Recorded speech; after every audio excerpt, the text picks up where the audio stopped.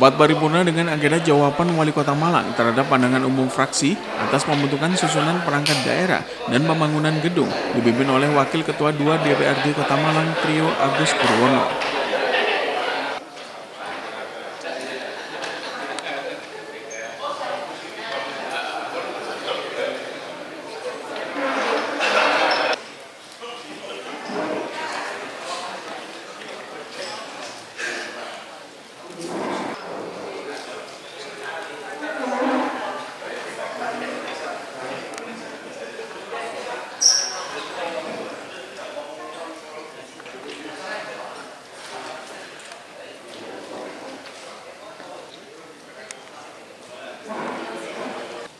Assalamualaikum warahmatullahi wabarakatuh. Selamat siang dan salam sejahtera. Salam Om Swastiastu, Namo Buddhaya, salam kebajikan, rahayu dan merdeka. Kota Malang. Rapat paripurna berdoa selesai dan terima kasih. Rapat paripurna Dewan yang terhormat dan hadirin yang berbahagia, menurut daftar hadir yang telah ditandatangani oleh anggota Dewan, dari 45 anggota Dewan telah hadir 29 orang dan boleh hadir 19 orang. Dengan demikian, rapat paripurna Dewan Perwakilan Rakyat Daerah Kota Malang sah untuk dilaksanakan sesuai peraturan Dewan Perwakilan Rakyat Daerah Kota Malang nomor 1 tahun 2018 tentang tata tertib Dewan Perwakilan Rakyat Daerah sebagaimana diubah dengan peraturan Dewan Perwakilan Rakyat Daerah Kota Malang nomor 1 tahun 2020. Diawali dengan ucapan Bismillahirrahmanirrahim. Rapat paripurna Dewan Perwakilan Rakyat Daerah Kota Malang dengan agenda penyampaian jawaban Wali Kota Malang terhadap pandangan umum fraksi-fraksi Ranperda 1. Perubahan kedua atas Peraturan Daerah Kota Malang nomor 7 tahun 2016 tentang pembentukan dan susunan perangkat daerah. 2. Bangunan gedung. Pada hari ini Senin tanggal 21 Juli tahun 2025 tepat pukul 10.48 secara resmi saya nyatakan dibuka dan terbuka untuk umum.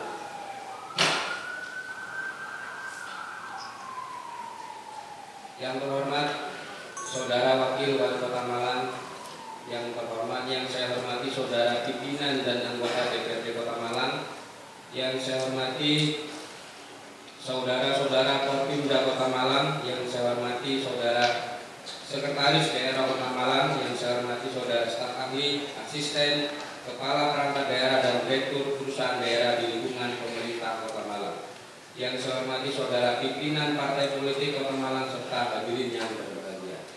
Sekali lagi marilah senantiasa kita memanjat puji syukur kepada Allah Subhanahu wa taala karena atas taufik dan izinnya semata pada hari ini kita dapat menghadiri rapat paripurna ini dengan keadaan sehat walafiat. Saya atas nama pimpinan DPRD Kota Malang mengucapkan terima kasih kepada saudara-saudara yang telah menyempatkan waktu guna menghadiri rapat paripurna ini. Rapat paripurna Dewan yang terhormat dan hadirin yang berbahagia, sebagaimana telah diagendakan oleh Badan Musyawarah DPRD Kota Malang bahwa rapat paripurna yang kita selenggarakan hari ini adalah rangkaian dari pembahasan pandangan umum fraksi-fraksi terhadap Ranperda 1 perubahan kedua atas Peraturan Daerah Kota Malang nomor 7 tahun 2016 tentang pembentukan dan susunan perangkat daerah. 2. Bangunan gedung, yang telah dilaksanakan pada tanggal 16 Juli 2025 yang lalu, dan agenda rapat paripurna DPRD hari ini adalah penyampaian jawaban Wali Kota Malang atas pandangan umum fraksi terhadap 2 Ranperda tersebut. Namun sebelum rapat paripurna ini dilanjutkan, terlebih dahulu akan saya tawarkan kepada rapat paripurna Dewan yang terhormat. Acara pada rapat paripurna ini adalah penyampaian jawaban Wali Kota Malang terhadap pandangan umum fraksi 2 Ranperda. 1. Perubahan kedua atas Peraturan Daerah Kota Malang nomor 7 tahun 2016 tentang pembentukan dan susunan perangkat daerah. 2. Bangunan gedung. 3. Tanggapan balik fraksi. Apakah acara tersebut dapat disetujui? Terima kasih. Rapat paripurna Dewan yang terhormat dan hadirin yang berbahagia, marilah kita ikuti bersama penyampaian Rapat paripurna dengan 2 agenda ini. Pimpinan rapat memberikan waktu kepada Wakil Wali Kota Malang untuk menyampaikan jawaban Wali Kota terhadap pandangan umum fraksi atas pembentukan susunan perangkat daerah dan pembangunan gedung. Wakil Wali Kota Malang Ali Muthohirin mengatakan bahwa terkait dengan pembentukan susunan perangkat daerah atau penambahan OPD, pihaknya sudah mengkonsultasikan kepada pemerintah provinsi dan kementerian terkait. Pihaknya juga telah berkonsultasi dengan DPRD sehingga bisa mengukur mana yang layak atau tidak untuk dilakukan penambahan OPD. Penambahan perangkat daerah juga disesuaikan dengan kemampuan dengan anggaran pemerintah Kota Malang. Penambahan OPD harus sesuai dengan kemampuan atau kekuatan anggaran Pemkot Malang. Untuk menyelaraskan dengan peraturan menteri tentang pedoman anggaran struktur organisasi dan kebutuhan pegawai yang diselaraskan dengan prinsip efisiensi dan efektivitas serta disesuaikan dengan kebutuhan daerah sesuai dengan peraturan Menteri Nomor 15 Tahun 2024. Nomor 2, menjawab tantangan daerah. Perangkat daerah baru atasi masalah lokal dibentuk untuk menjawab tantangan strategis daerah. Nomor 3, fokus pada pelayanan dan berpusat pada warga. Perangkat daerah proporsional, tingkatkan birokrasi. Perangkat daerah yang proporsional dengan pendekatan berorientasi pada pelayanan untuk meningkatkan kualitas birokrasi termasuk administrasi kependudukan dan pelayanan perizinan secara online. Penempatan SDM yang berkualitas. SDM handal bisa tangani isu strategis. Pembentukan perangkat daerah berdasarkan kewenangan masing-masing. Urusan pemerintahan didukung dengan penempatan sumber daya manusia yang memiliki kompetensi yang sesuai. Yang kelima, menyelaraskan dengan RPJMD. Bahwa perangkat daerah selaras dengan RPJMD Malang. Perubahan organisasi merupakan upaya strategis yang mengedepankan pembangunan yang inklusif dan berkelanjutan yang dituangkan dalam rencana pembangunan jangka menengah daerah. Untuk perangkat daerah sesuai undang-undang dan hindari duplikasi. Nomor 8, alasan perubahan sesuai dengan kebutuhan daerah dalam rangka mendukung visi dan misi kepala daerah yang tertuang dalam RPJMD. Nomor 9, sanksi dan kewajiban. Perubahan berdasarkan amanat undang-undang kewajiban daerah membentuk sesuai dengan urusan pemerintahan. Nomor 10 dan seterusnya dibacakan. Nomor 45, slide terakhir, dasar perhitungan TPA IPA Dinas Ekonomi Kreatif berdasarkan evolusi zona kreatif sebagai ruang ekspresi dan promosi. 46, relevansi dan strategi Dinas Ekonomi Kreatif, bentuk ekosistem terstruktur melalui optimalisasi MCC dan kemitraan. Target kontribusi PDRB 5,08% per tahun dan perluasan pasar kreatif lokal. Nomor 47, irisan Dinas Ekonomi Kreatif dan Pariwisata, fokus optimalisasi fungsi ekonomi kreatif secara terpisah. 48, sarana prasarana Dinas Pemadam Kebakaran, alokasi anggaran untuk penambahan sarpras telah disiapkan. 49, alasan pemecahan Dinsos P3AP 2KP bidang sosial wajib SPM P3AP 2KP bisa lebih optimal. Demikian untuk raperda yang pertama. Yang selanjutnya adalah rancangan peraturan daerah tentang bangunan gedung. Pertama, Kota Malang menghadapi berbagai tantangan persoalan pembangunan sangat rumit karena pemanfaatan lahan kota tidak efektif dan efisien. Jawabannya bahwa raperda bangunan gedung ini disusun dengan mendasarkan pada RT/RW dan RDTRK Kota Malang sehingga diharapkan mampu meminimalisir permasalahan peruntukan atau pemanfaatan lahan.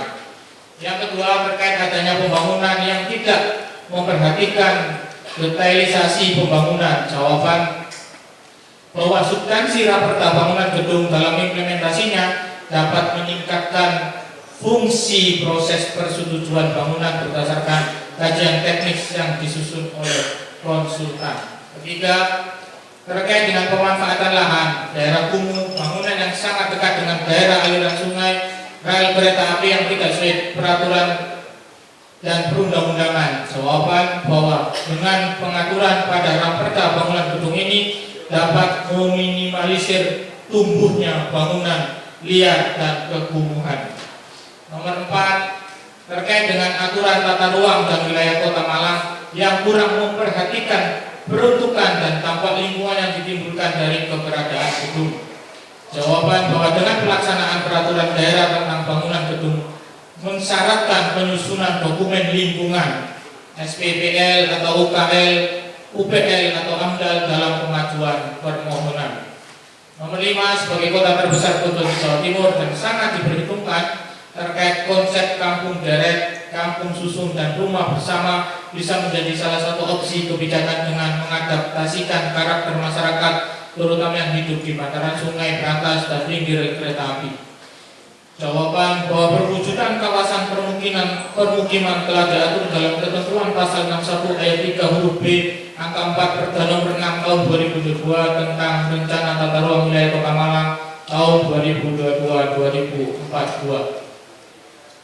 Terkait pembangunan gedung harus sudah memiliki rekomendasi perizinan dan analisator dari pihak independen. Jawaban bahwa persyaratan teknis dan administratif bangunan gedung telah diatur dalam ramperda bangunan gedung ini. Nomor 7, terkait penguatan penegakan hukum. Jawaban bahwa penegakan hukum pada ramperda tentang bangunan gedung ini diatur dalam ketentuan pasal 164 melalui sanksi administratif. Nomor 8, terkait dengan pembangunan perumahan dan bangunan gedung di Kota Malang yang sudah memiliki IMB atau PBG. Jawaban, sejak diimplementasikannya sistem informasi manajemen bangunan gedung telah terbit sejumlah 2.359 persetujuan. Nomor 9, terkait batas ketinggian bangunan yang diizinkan. Penentuan ketinggian bangunan berdasarkan Perda nomor 6 tahun 2022 tentang rencana tata ruang wilayah Kota Malang tahun 2002-2042 yang diizinkan 30 lantai. Terkait persyaratan persetujuan bangunan gedung dan target maksimal waktu pelayanan untuk setiap jenis permohonan. Jawaban bahwa persyaratan persetujuan bangunan gedung melalui sistem informasi manajemen bangunan gedung SIMBG telah mendasarkan pada peraturan pemerintah nomor 16 tahun 2021 tentang peraturan pelaksanaan Undang-Undang nomor 28 tahun 2002 tentang bangunan gedung. Terkait lahan privat yang masuk zona hijau, kesesuaian zonasi pada Perda RT/RW dapat dilakukan penyesuaian dengan izin terbatas bersyarat secara terperinci ada pada masing-masing rencana detail tata ruang kota dan evaluasi kesesuaian zonasi dalam rentang waktu 5 tahunan. 12. Kebijakan pemerintah terkait dengan pembangunan gedung yang difungsikan sebagai fungsi sosial. Kebijakan pemerintah terhadap pembangunan gedung yang memiliki fungsi seperti rumah ibadah diberikan koefisien 0% untuk tarif retribusi PBG. 13. Terkait zonasi suatu kawasan sesuai dengan apa yang telah ditetapkan. Jawabannya, kesesuaian zonasi menjadi syarat penerbitan persetujuan bangunan yang harus diunggah SIMBG. 14. Terkait standar keselamatan bangunan. Standar keselamatan bangunan gedung merupakan persyaratan teknis dalam pengajuan persetujuan bangunan maupun sertifikat layak fungsi. Nomor 15, terkait bentuk pengawasan pelaksanaan kontribusi bangunan gedung agar sesuai dengan standar teknis bangunan. Standar keselamatan bahwa fungsi pengawasan pelaksanaan konstruksi dilakukan dengan keterlibatan pemilik bangunan untuk melaporkan masa pembangunan dan dilakukan pengawasan secara fungsional petugas penilik bangunan yang ada pada Dinas PUPR PKP. Nomor 16, terkait pertimbangan kondisi lingkungan yang berdampak pada permasalahan prasarana umum. Bahwa persyaratan penerbitan persetujuan bangunan gedung maupun penerbitan sertifikat layak fungsi mengharuskan pemenuhan persyaratan teknis maupun administrasi yang telah distandarisasi oleh SIMBG. Nomor 17 terkait dengan relaksasi aturan bagi masyarakat berpenghasilan rendah atau MDR. Dapat dijelaskan bahwa pemerintah Kota Malang telah menetapkan peraturan Wali Kota Malang nomor 20 tahun 2024 tentang pembebasan retribusi persetujuan bangunan gedung bagi masyarakat yang berpenghasilan rendah dan peraturan Wali Kota nomor 21 tahun 2024 tentang pembebasan biaya perolehan hak atas tanah dan bangunan bagi masyarakat berpenghasilan rendah. 18 terkait dengan pengendalian kepadatan dan menjaga kualitas ruang kota. Dapat dijelaskan bahwa pengendalian kepadatan dan kualitas ruang telah termuat pada peraturan daerah nomor 6 tahun 2022 tentang RT/RW dan peraturan Wali Kota nomor 18 tahun 2024 tentang RTT/RK. Selanjutnya dibacakan nomor 38 terkait dengan jumlah pengajuan SLF yang sudah ditangani. Pemerintah Kota Malang melalui SIMBG telah memproses 5.169 permohonan dan telah terbit sebanyak 4.189 atau 81%. Terima kasih, instruksinya saya sudah siapkan, langsung ke slide 38. Dan untuk menutup, kami tutup dengan pantun karena ternyata Bapak Presiden juga membuka dan menutup dengan pantun. Jalan pagi melihat seekor belalang, tidak bisa terbang terlilit kabel. PU fraksi pada 2 Ramperda Kota Malang, dukung pemerintah daerah yang akuntabel.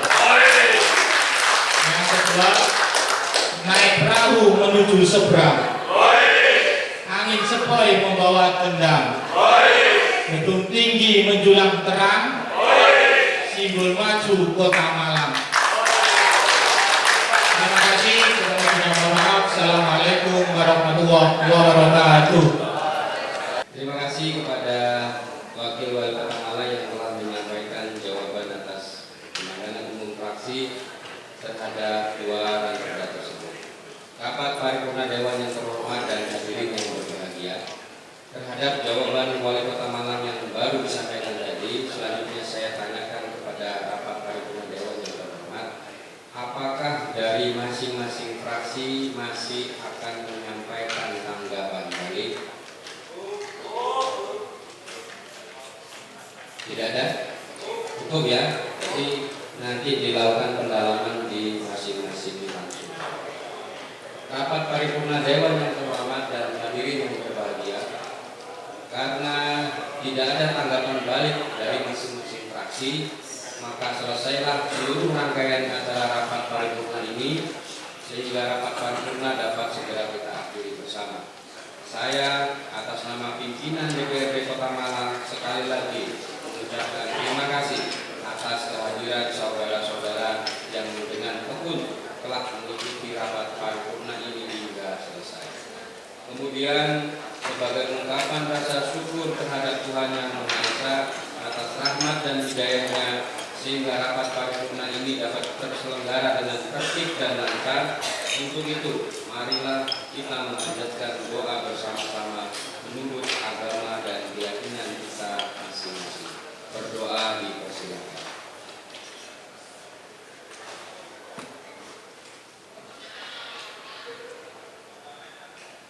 Berdoa selesai dan terima kasih. Akhirnya dengan mengucap syukur alhamdulillahirabbil alamin, rapat paripurna Dewan Perwakilan Rakyat Daerah Kota Malang dengan agenda penyampaian jawaban Wali Kota Malang terhadap pandangan umum fraksi 2 Ramperda 1 perubahan kedua atas peraturan daerah Kota Malang nomor 7 tahun 2016 tentang pembentukan dan susunan perangkat daerah 2 bangunan gedung pada hari ini Senin tanggal 21 Juli tahun 2025 tepat pukul 11.08 WIB secara resmi Saya menyatakan ditutup.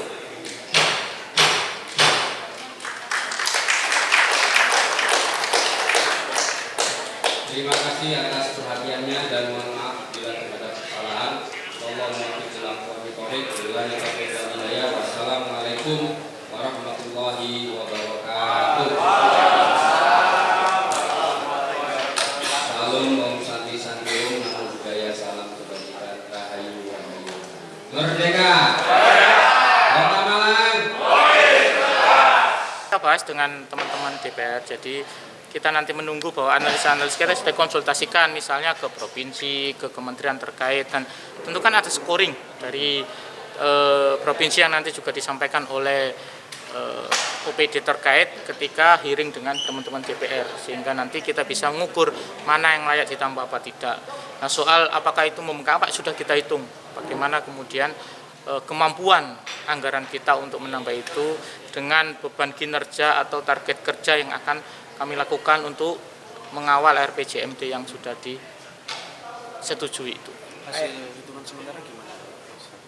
Hasil hitungan sementara. Nanti kita finalisasi di itu. Finalisasi terkait dengan efektivitas OPD baru itu dengan kekuatan anggaran kita. Tentu hitungannya nanti akan relevan. Kita sementara mengajukan sekian OPD, disetujui berapa, nanti ini pasti ada hubungannya kekuatan anggaran kita dengan OPD yang nanti disusun oleh teman-teman Dewan itu akan relevan, disesuaikan dengan itu. Itu bagian terpentingnya, bukan hanya kemudian mengawali, tapi kemampuan kita itu juga akan disesuaikan dengan itu, sehingga jumlah OPD nanti yang sudah disetujui dengan teman DPR itu akan relevan dengan kekuatan atau kemampuan anggaran kita. Ya kalau itu pasti akan nambah kan secara logika ya, orang kan dinasnya nambah gitu, pasti nambah, tapi kita lihat dulu artinya perbandingan urgensi dan kemanfaatannya, kemudian apakah memang bisa ada sesuatu yang didapat dari penambahan dinas itu, artinya tidak hanya dalam bentuk PAD mungkin ya. Kalau kan ada beberapa dinas yang memang berhasil, tetapi saya berharap kalau memang ada bentuk dinas baru itu akan bisa menangani program dan kebijakan ke masyarakat secara komprehensif. Jadi harapannya kan itu gitu. Tetapi juga pastinya kita harus lihat mampu nggak kita membiayai sekian banyak dinas yang baru itu gitu.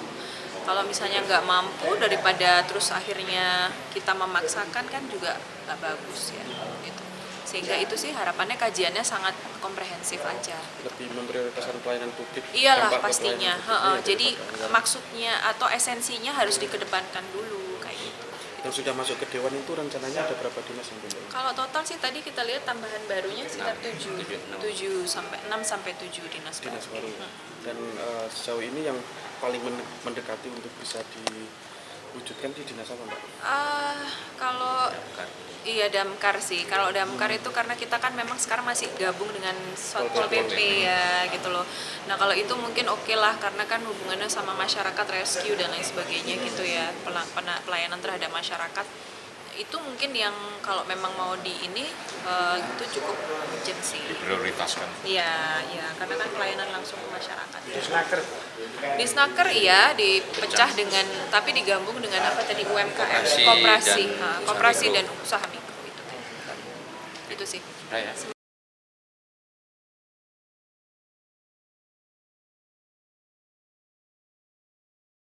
Simon Afrido melaporkan.